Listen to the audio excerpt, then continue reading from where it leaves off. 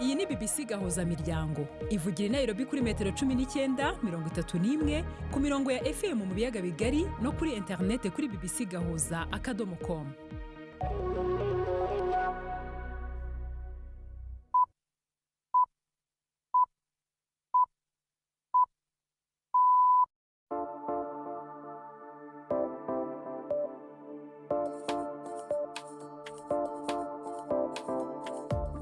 Ni saa moya n'igice z'umugoroba i Nairobi, ni saa 12 n'igice z'umugoroba mu Burundi no mu Rwanda. Muri kumwe na Anne-Marie Niwemwiza. Ndabasuje mwese abaduteze amatwi mbahani ikaze mu makuru yacu yo kuri uyu mugoroba. Turi kuwa gatatu tariki 12 ukwezi kwa munani umwaka wa 2026. Izi ni zimwe mu ngingo z'ingenzi amakuru yacu agiye kwibandaho. Uruganda rwa mbere mu kwenga inzoga mu Burundi ruravuga ko kubera kutabona amadovize muri icyo gihugu rwahisemo kugurisha ibyo rukora mu gihugu cy'abaturanyi cya Kongo. Ibi bigatuma abarundi batabona ibyo kunywa by'urwo ruganda uko bikwiye. Wanashima koronka n'ahandi tuzexporta kuko iyo exporte inzoga nyinshi zimfasha kuronka amadovize ashoboza gukora izindi nzoga ngaha. C'est clair, c'est le business. Naho mu Rwanda urwego rw'igihugu rw'ubugenzacyaha RIB ruratangaza ko rwataye muri yombi Shema Fabrice umuyobozi w'ishyirahamwe ry'umupira w'amaguru muri icyo gihugu. Mu kiganiro cy'abagore mugenzi wacu Siriake Muhawe nayo yaganiriye n'umugore w'umukuru w'igihugu Angeline Ndayishimiye ku bihembo binyuranye hamaze guhabwa hamwe n'ibikorwa bitandukanye by'ubugiraneza akorera mu gihugu cy'u Burundi. Naho mu yandi makuru mu mikino finale ya Super Coupe ku mugabane w'Uburayi mu gihe isi ya ruhago ikomeje gucikamo ibice ku kibazo cya Infantino, amakuru agezweho ntabacike gendi Yves Bucyana. Aya makuru ahagarariwe na Chansar Abimana.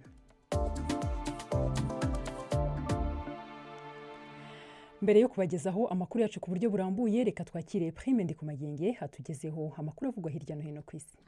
Perezida w'Uburusiya Vladimir Putin yakangishije yuko azofata ubwato bw'abanyaburaya mu kugera ingere ku yindi ku migambi y'ishyirahamwe rya Buraya ryo gufata ubwato bukekwa yuko ari ubw'Uburusiya nubwo bugenda budafise ibendera ryemewe ry'ico gihugu. Avugira aho yariko araraba imyimenyerezo y'ingabo zirwanira mu mazi mu buseruka bw'Uburusiya, Putin yavuze yuko ivyo kugangamira uruja n'uruza rw'ubwato bw'Uburusiya ari ubukozi bw'ikibi n'ubusuma bwo mu mazi. Yavuze yuko leta y'Uburusiya atakundi izobigenza atari gusubiza nkuko nyene mu gukora ivyo byose buzobona yuko bikenewe ahariho hose. Uburusiya bukoresha ubwo bwato butagira ibendera ry'igihugu rizwi mu kugerageza kuzunguruka ibihano mpuzamakungu ku bitoro. Perezida Zelensky wa Ukraine avuga yuko ico gihugu cateye ikigo c'ingabo zirwanira mu mazi co ku kivuko ca Novorossiysk mu Burusiya.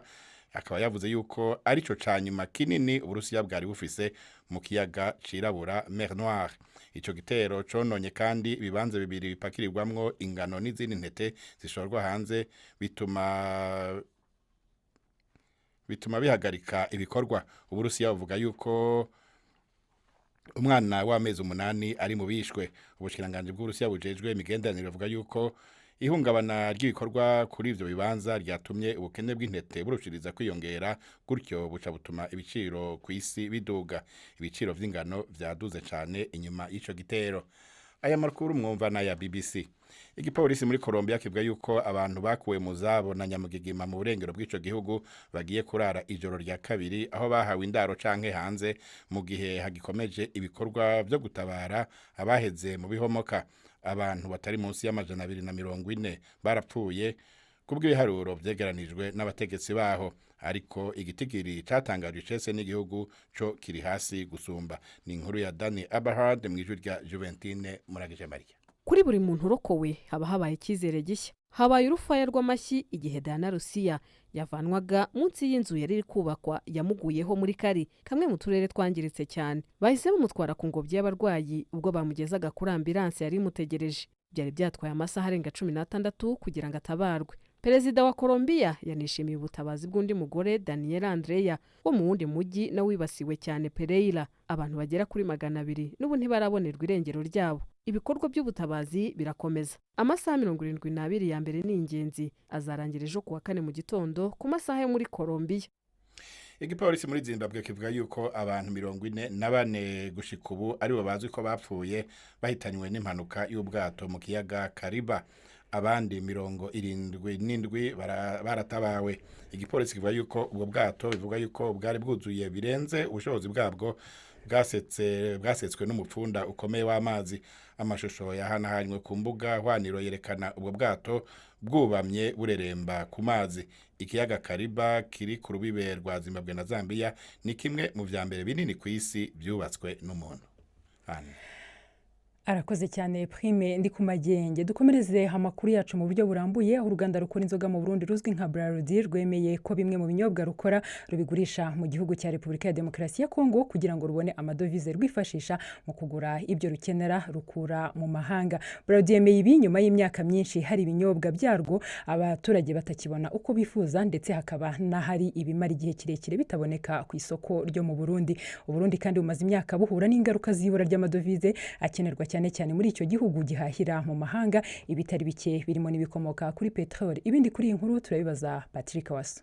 Hari haheze igihe kirekire ishyirahamwe Braludi ataco rivuga ku mugaragaro, kandi mu gihugu biboneka ko riri mu ngorane kuko ibinyobwa vyayo vyaboneka nabi canke ntiboneke namba. Mu kiyago bagiranye n'abamenyesha makuru bahejeje kubatembereza muri iryo hinguriro, umwe mu bayobozi b'iryo shirahamwe Jennifer Nkurunziza ajejwe imigenderanire na leta no kumenyesha makuru avuga ko bene imitaye muri iryo shirahamwe baretse kugira ico bashikiriza babibona kuko atanyisho bararonka bobwira abarundi ku ngorane zihari. Uno munsi igikuru nuko twashaka kubumvisha, si kubumvisha twabwiza ukuri vraiment être honnête, kuko nta kinyegezwa na kimwe gihari. C'est vrai twarahotse turi kumwe na leta, turi kumwe na Heineken, tuvuge vrai tutarayongera inyishu ibibazo ingene tugiye kubitorera inyishu, kuko iyo uvuze ati inzoga ntazihari kandi nigira ziboneke igiciro ku isoko mwe ntimwogice. Jennifer Nkurunziza yanagiriye ko aremanga ku mugaragaro ko inzoga za Braludi zishogwa muri Kongo, mbere baronse n'ahandi bozijanayo kuko niyo baronka amafaranga ava makungu yo gukora n'izindi nkeyi ziboneka mu Burundi. Inzoga ngo zija muri Kongo rero si kinyegezwa, rero turiha amakori, inzoga ziraja muri Kongo. Et je vous dis que si aujourd'hui la Braludi itabaye exporta kugira ironke peu de devises qu'on a, uno munsi nta kigenda kiba gihari, il n'y aurait pas de billet. Wanashima tworonka n'ahandi tuze exporta, kuko iyo exporte inzoga nyinshi zimfasha kuronka amadovize ashoboza gukora izindi nzoga ngaha. C'est clair, c'est le business. Uwo mutegetsi yavuze ko ku kwezi Braludi kugira ikore neza ikenera imiliyoni 8 y'amadolari y'abanyamerika. Ubu bikaba ari kibazo cyane kugira bayaronke ku isoko ryo mu Burundi. Mu mwaka wa 2024 ngo harageze igihe ibikorwa bihagarara indwi zibiri kubera atamafaranga yari yabonetse yo kugura ibikoresho bavana hanze. Ivyo Braludi yarayevugiye ku mugaragaro ni kindi kimenyetso c'ingene ubukene bw'amafaranga ava makungu mu Burundi ribangamiye ubutunzi bw'igihugu. Ihinguriro Braludi niryo rya mbere ritanga amakori menshi mu Burundi, hafi imiliyaridi y'amajana ku mwaka, rikanakoresha abakozi benshi hafi amajana 5, aho bakorana nabo mu gihugu bakaba bangana 4,000. Ibujumbura, Patrick Waso. Arakoze cyane Patrick Waso. Twerekeze mu Rwanda aho urwego rw'igihugu rw'ubugenzacyaha rutangaza ko rwataye muri yombi Shema Fabrice, umuyobozi w'ishyirahamwe ry'umupira w'amaguru muri icyo gihugu. Nk'uko RIB ibivuga, Shema Fabrice akurikiranyweho gutanga sheke itazigamiye, ndetse ngo iperereza rikaba rikomeje ku byaha bindi byaba bifitanye isano n'icyo ngicyo. Uretse kuyobora Ferwafa, Shema Fabrice yari umucuruzi ukomeye, bamwe bagakeka ko itabwa muri yombi rye ryaba rihishe izindi mpamvu zitarashyirwa ahagaragara. Ni inkuru tugezwaho na Jean-Claude Mwambutse. Inkuru yitabwa muri yombi ry'umuyobozi w'ishyirahamwe ry'umupira w'amaguru mu Rwanda Ferwafa yamenyekanye mu ijoro ryakeye inyuza hanini ku mbuga nkoranyambaga. Urwego rw'igihugu rw'ubugenzacyaha RIB rwemeje aya makuru ruvuga ko Shema Fabrice yatawe muri yombi kubera gutanga sheke itazigamiye. Gusa nta makuru arambuye yatanzwe kuri iyo sheki, niba ariye ku giti cye cyangwa se niba ifitanye isano n'ishyirahamwe yayoboraga. RIB ivuga ko igikora iperereza ku bindi byaha bishoboka kuba bifitanye isano n'iyi sheke. Ifungwa ry'umukuru wa Ferwafa rije nyuma y'iminsi irishyirahamwe risa n'irishyamiranye n'ikipe ya APR FC ifashwa n'igisirikare cy'u Rwanda. ibinyamakuru bitandukanye bivuga ko byabonye ibaruwa y'iyi kipe ibwira Ferwafa ko itazitabira igikombe kiruta ibindi Super Cup. APR ngo ivuga ko itakwemera gukina iri rushanwa hahatana amakipe ane mu gihe iki gikombe cyari gisanzwe gikinirwa n'ikipe yatwaye igikombe cya shampiyona ndetse n'iyatwaye icy'amahoro gusa. BBC ntiyashoboye kugenzura ubwayo amagambo ibi binyamakuru bivuga ko akubiye mu ibaruwa, ariko ngo ikipe irinubira bimwe mu byemezo yagiye ifatirwa yo isanga bihohotera nk'ikijyanye n'imisifurire. Umuyobozi w'ishyirahamwe ry'umupira w'amaguru mu Rwanda Ferwafa atawe muri yombi yarataramara igihe kinini ku buyobozi bwaryo kuko yatowe mu mpera z'ukwezi kwa munani ku mwaka ushize. Shema Fabrice yarazwi nk'umunyemari ukomeye hano mu gihugu, aho yamenyekanye cyane mu bucuruzi bw'imiti. Ku mbuga nkoranyambaga abatari bake bashidikanyije kuri iki cyaha, ndetse bamwe bavuga ko ifungwa rye rishobora kuba rifitanye isano n'umwuka utari mwiza wari hagati ya Ferwafa n'ikipe y'umupira w'amaguru ya APR FC ishyigikiwe n'igisirikare cy'u Rwanda. Jean Claude Mwambutsa, BBC Gahuzamiryango, i Kigali. uwahoze hari minisitiri w'intebe mu Bushinwa wanamenyekanye cyane nk'umuyobozi wagize uruhare rukomeye mu ivugururwa ry'ubukungu yapfuye. Zhu Rongji yapfuye afite imyaka 97, akaba yarabaye minisitiri w'intebe w'Ubushinwa kuva mu 1998 kugera mu mwaka wa 2023. Akaba rero yaragize uruhare rukomeye mu gutuma igihugu cyinjira mu muryango mpuzamahanga w'ubucuruzi, ibyo bikaba byaragifashije kujya ku isoko mpuzamahanga. Ni inkuru ya Laura Baka mu ijwi rya Juventine Muragije Marie. Ibitangazamakuru bya leta y'Ubushinwa byavuze ko ubuzima bwa Zhu Rongji bwaranzwe n'impinduramatwara ndetse n'urugamba rw'ibikorwa by'indashyikirwa. Yavutse mu 1928 mu ntara ya Yuhan iri mu hagati mu Bushinwa. Yize ibijyanye n'amashanyarazi muri kaminuza, nyuma atangira gukorera inzego za leta. Mu 1991 yazamuwe ku mwanya wa vice minisitiri w'intebe, aho yari ashinzwe ubukungu bw'Ubushinwa mbere yo kuba minisitiri w'intebe w'Ubushinwa mu 1998. Mu mwaka wa 1990 Ubushinwa bwari buhanganye n'izamuka rikabije ry'ibiciro hamwe n'imyenda yagendaga yiyongera. Zuhu yafashe icyemezo cyo gushyira politike y'imari mu maboko y'ubutegetsi, kugabanya inzitizi n'amabwiriza menshi mu mikorere, no gufunga cyangwa kwegurira abikorera ibigo byari ibya leta byari byarahombye.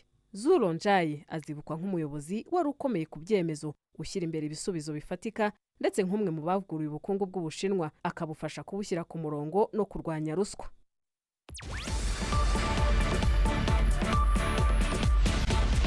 BBC Gahuzamiryango yabateguriye uburyo bwo gupakurura ibiganiro byayo mukabibika muri telefoni ngendanwa zanyu no kuri kompyuta, mukaza kuvyumviriza igihe cyose mubishakiye.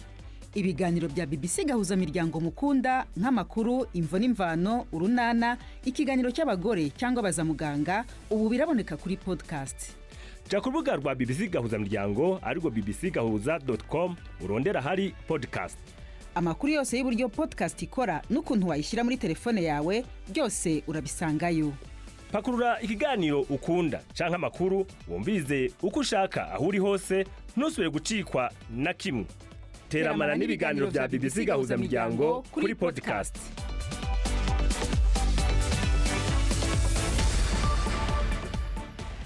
Amakuru ya BBC tuyakomereze mu gihugu cya Zambia, aho muri iki gihugu ku munsi w'ejo hari amatora, abagera kuri 8,000,000 bakaba bamaze kwiyandikisha. Aya matora haje nyuma y'uko igihugu gisoje inzira yari igoye yo kuvugurura imyenda yacyo, ndetse kikiyemeza gushyira mu bikorwa impinduka zitandukanye mu bukungu. Izamuka ry'ikiguzi cy'ubuzima, ikibazo cy'ingufu z'amashanyarazi, ndetse n'ubushomeri bukomeje kuba bwinshi aho imirimo yaho ari mikeya, biri kwisonga mu bikomeje kuganirwaho cyane muri iki gihe kijyanye no kwiyamamaza. Ibindi turabyumva mu nkuru ya Dingindaba John Naibuyoya mu ijwi rya Prime Ndikumagenge.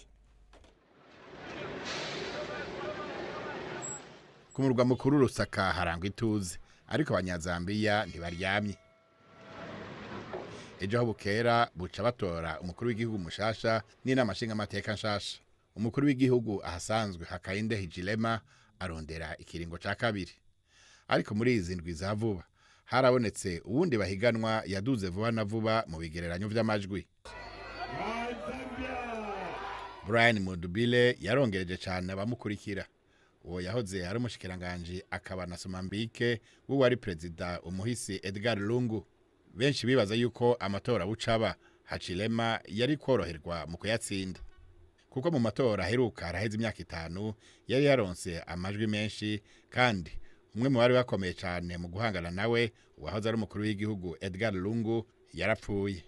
Ariko hari ibintu byinshi byahindutse muri Zambia muri imyaka 5 iheze. Ubuzima buguma buzimba n'ikibazo c'amasoko ntanganguvu ubuhonyene ariho byari bisa n'ibyatanguye kumera neza biri mu bibazo bikomeye ku bazotora. Mu bintu bikomeye leta yishimira yuko yashitse ko harimo kwigisha abana mu mashuri y'intango n'ayisumbuye ku buntu, guha akazi abarimu n'abakora mu buvuzi bashasha ibihumbi n'ibihumbi no gusubiramwo neza ideni ry'umurengera igihugu cyari gifise. Perezida Hijilema: We inherited a broken down country. Twasanze igihugu caratembagaye, twari imideni ry'umurengera, twari tugeze aho tutagishobora kubahiriza amasezerano yo kwishura ideni, ubutunzi bwari ko burasubira inyuma. Twasubiyemo iryo deni tuziganya amafaranga abona angana na miliyari 1 na miliyoni amajana 9 z'amadolari. We're putting in the economy. Ariko abanyazambiya bamwe bavuga yuko bakirindiriye kubona kunguko kizo ngingo.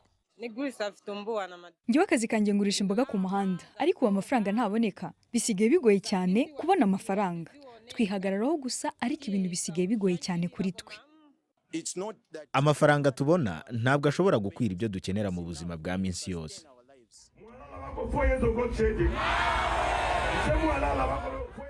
Hagati aho abatavuga rumwe na leta barahagurutse cyane mu kwiyamamaza. Mu gihugu aho abarenga 80% ari abafise munsi y'imyaka 30, Mundubile avuga yuko umugambwe wiwe uronderera amajwi cyane mu bakiri bato. Dushaka kuvana abagore n'abakiri bato mu kwikumira baje hagati mu guhindura igihugu muri politike n'ubutunzi. Twemera ko bakiri bato bafise inyishu kuri byinshi mu bibazo. Jewe nshaka kuba perezida w'igihugu ameze nka mukuru ubwo gwaruka.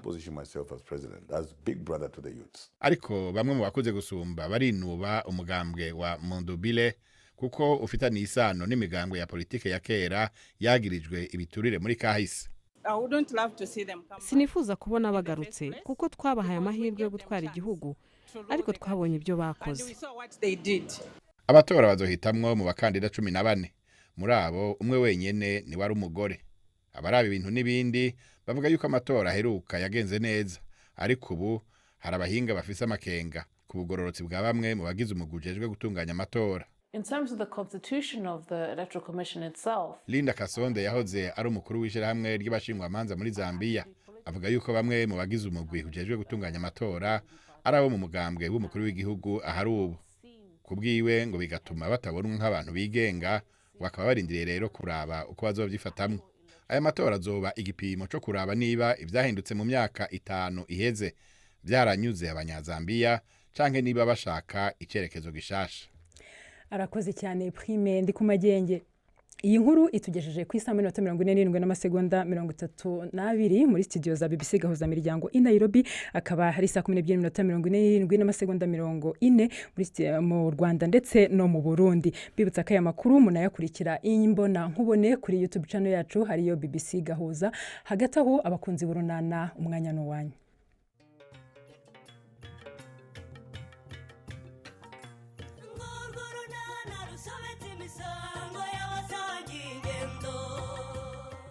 Mu kiganiro nacyo kuri wa kane twabateguriye buretse gatoreya nibita telefone rwose urabu byishe dore naringiye iby'imisatsi ntibiruta uwo muntu yewe umpamagaye ba witonze ari wowe ahubwo.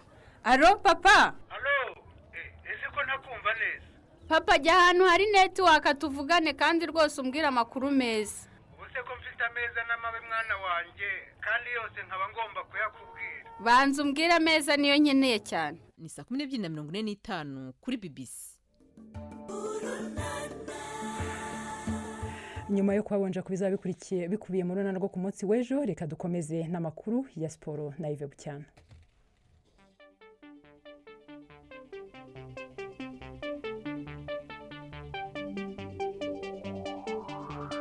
Imikino kuri BBC Gahuza Miryango. Mwireho neza mwese bakunzi y'imikino kuri BBC. Muri iri joro Paris Saint-Germain irakina na Aston Villa umukino wa nyuma wa final wa Super Coupe. Paris Saint-Germain niyo yatwaye igikombe cya Champions League kabiri ikurikiranyije, naho Aston Villa yegukana igikombe cya Europa League. Unai Emery umutoza wa Aston Villa ubu yitwa umwami wa Europa League, yegukanye igikombe cya gatanu cya Europa League ari kumwe na Aston Villa mu kwezi kwa gatanu, ariko igikombe cya Super Coupe cyo cyakomeje kumubera ingume. Benjamin niyo kwizerwa. Ndagushimiye cyane Yves. Umwaka ushize Unai Emery yatangaje ko yashakaga byibuze umwanya wa gatatu muri Premier League kubera ko yari atarawegukana ari kumwe n'ikipe ya Aston Villa. Kurangiza ku mwanya wa kane ntabwo byari ugutsindwa, ariko bisa n'ibyababaje cyane Emery uhora ashaka ko buri kintu cye cyose kigenda neza 100%. Ni nako biza kugenda ku gikombe cya Super Cup. Ariko se iri rushanwa ni umukino wa gishuti usanzwe ariko wasizwe ibirungo cyangwa rinafite akamaro k'ukuri? Unai Emery arashaka gukuraho amateka mabi yo gutsindwa ku mukino wa nyuma wa Super Cup amaze gutsindwamo inshuro 3 zose, atsinzwe na Real Madrid, Barcelona ndetse na Chelsea. Mu gihe muri iri joro aza kuba ayoboye ikipe ya Aston Villa ihangana na PSG, nubwo irushanwa rishobora kubonwa na bamwe nk'umukino w'imyitozo wo kwitegura umwaka w'imikino, abakinnyi ba Paris Saint-Germain nka Vitinha ndetse na Marquinhos bashimangiye ko bafite inyota yo gutwara ibikombe, mu gihe Emery we abona uyu mukino nk'amahirwe adasanzwe ku kwegukana igikombe y'isi cy'amateka. Yves, urakoze cyane Benjamin. Ahandi ku isi ikarita yerekana ko isi y'umupira w'amaguru yacitsemo ibice ku kibazo cya Infantino. Kugeza hagati mu kwezi kwa karindwi, Gianni Infantino yahabwaga amahirwe agera ku 100% yo kuzongera gutorerwa kuba perezida wa FIFA mu kwezi kwa gatatu umwaka utaha. Usibye mbarwa gusa, abanyamuryango hafi ya bose ba FIFA 210 bari barashyigikiye kandidatire ye yo kuyobora umupira w'amaguru ku isi ku nshuro ya 4 yikurikiranyije, kandi ntabwo yarahanganye n'imbogamizi zifatika zituruka mu gice icyo ari cyo cyose. Ariko iyo shusho isa n'iyahindutse cyane nyuma y'ibyumweru 2 by'impaka z'urudaca zatewe n'umugambi we ubu wamaze guhagarikwa wo kugurisha imigabane y'igikombe cy'isi n'amarushanwa binyuze ku bashoramari bigenga. Isi iri kure cyane yo kuba yunze ubumwe ku kijyanye n'uko Infantino akwiye kuguma ku buyobozi cyangwa se akwiye kwegura. Uko biteye ubu rero, abanyamuryango ba FIFA bose 210 bafite uburenganzira bwo gutora, uretse Nepal umunyamuryango wa 211 wahagaritswe akaba nta burenganzira bwo gutora iki gihugu gifite. Niba habonetse umukandida umwe uhuriweho n'abarwanya Infantino, icyo gihe amatora yahitaba urugamba ruziguye hagati yabo.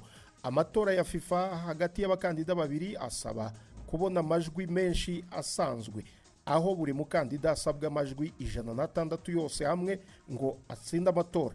Niba hari abakandida 3 cyangwa barenga, intsinzi y'icyiciro cya mbere isaba kubona 2/3 by'amajwi yose. Niba nta ntsinzi ibonetse, hitabazwa icyiciro cya kabiri, aho icyo gihe hakenerwa gusa amajwi menshi asanzwe. Uburayi bufite amajwi 55, Afrika 58, Aziya 46, Amerika ya ruguru 35, Oceania ifite 11, naho Amerika y'amajyepfo ikaba ifite amajwi 10. Ariko kuri ubu imibare yerekana ko amajwi 73 ashyigikiye Infantino, 128 akamurwanya, naho 13 akaba atarafata umwanzuro. Iyo shusho iracyahinduka kandi bishoboka cyane ko izarushaho guhinduka mu mezi make ari imbere. Ayo niyo makuru y'imikino nabateguriye. Ndi Yves Bucyana. Imikino y'ubwoko bwose. Arakoze cyane Yves Bucyana. Twerekeje mu kiganiro cy'abagore, aho uyu munsi mugenzi wacu Cyriaque Muhawe nayo yaganiriye n'umugore w'umukuru w'igihugu cy'u Burundi Angeline Ndayishimiye ku bihembo binyuranye amaze guhabwa hamwe n'ibikorwa bitandukanye by'ubugiraneza akorera muri icyo gihugu.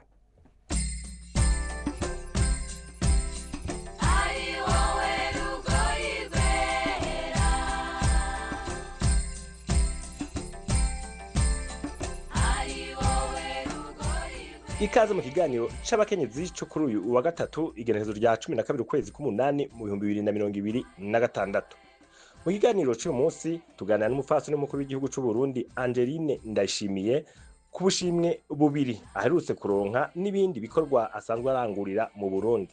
Mu gice ca mbere aratubwiye ivyerekeye utwo dushimwe. Iki kiganiro mwagiteguriwe kandi mugiye kugishikirizwa na Cyriaque Muhawe nayo. Agashimwe ka mbere nagahawe n'ishirahamwe mpuzamakungu ONU rigacishije mu gisata cahariwe ikwirana ry'abantu FINWAP. Hama tubwe bakaduhaye kubera tufasha abenegihugu gutwararika amagara meza y'abenegihugu tubicishije muri fondasiyo Mugiraneza ku bikorwa ikora ibicishije ku ivuriro riri Ngozi ryumviriza kandi rikavura abagendana indwara zo mu mutwe. Bararavye ishure ry'akarorero gamiye fondasiyo Mugiraneza yitwa umushinge w'ubumenyi. Bararavye n'ikigo fondasiyo Mugiraneza yaguye ku bitaro bikuru vyo ngaha i Gitega. Ni ikigo kivura abakenyezi bagendana indwara zo mu kigo. Bararaba n'irya siporo tugira ku bw'amagara meza y'abenegihugu.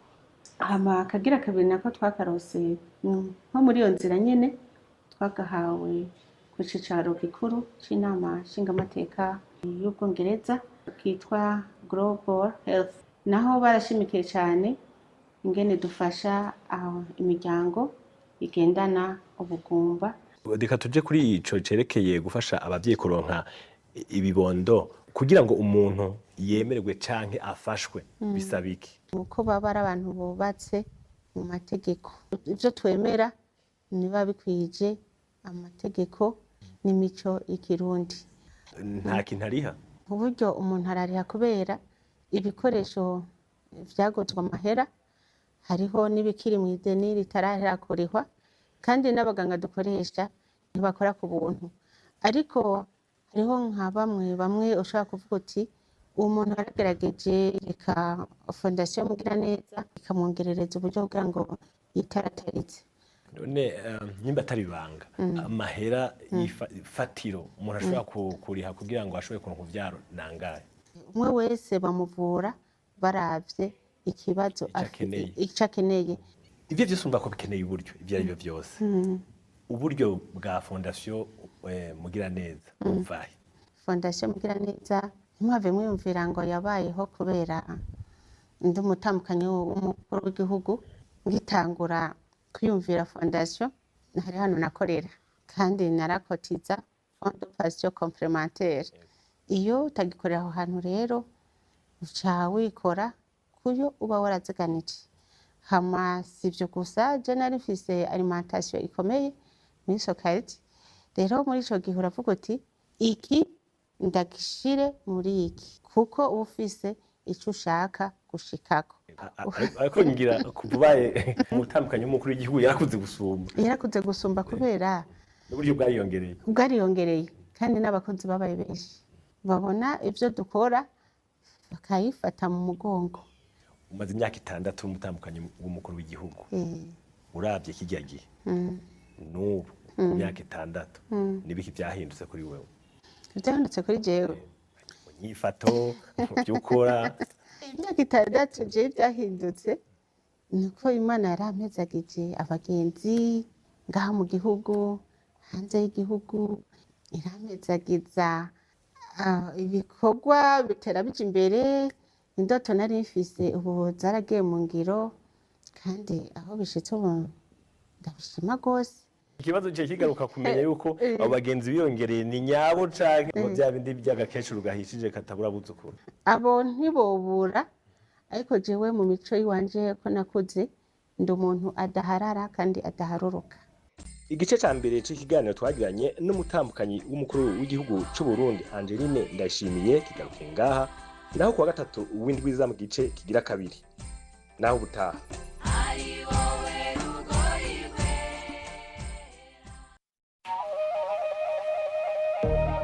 BBC gahuza miryango kuri Sanganiro mu Burundi ni kuri FM 89 n'ibicindwi.